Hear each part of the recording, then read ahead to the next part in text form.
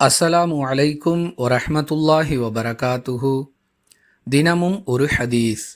தர்மம் செய்யுங்கள், ஏனெனில் ஒரு காலம் வரும், அப்பொழுது ஒரு மனிதன் தனது தர்மப் பொருளை எடுத்துக்கொண்டு அலைவான். அதை பெற்றுக்கொள்ள யாரும் இருக்க மாட்டார்கள்.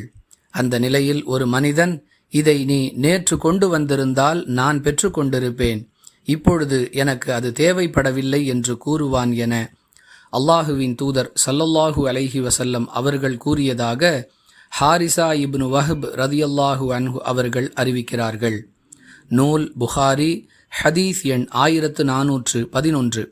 அன்பிற்குரிய அல்லாஹுவின் நல்லடியார்களே, கிடைக்கக்கூடிய வாய்ப்புகளை பயன்படுத்தி நம்மால் இயன்ற நற்செயல்களை செய்து மறுமை வெற்றிக்கு தேவைப்படக்கூடிய நன்மையை சேமித்து கொள்ள வேண்டுமே தவிர, இருக்கக்கூடிய வாய்ப்புகளை எல்லாம் இழந்துவிட்டு என்னால் நன்மை செய்ய முடியவில்லையே என்று வருத்தப்படுவது அர்த்தமற்றது என்பதை இந்த ஹதீஸ் நமக்கு விளக்குகிறது.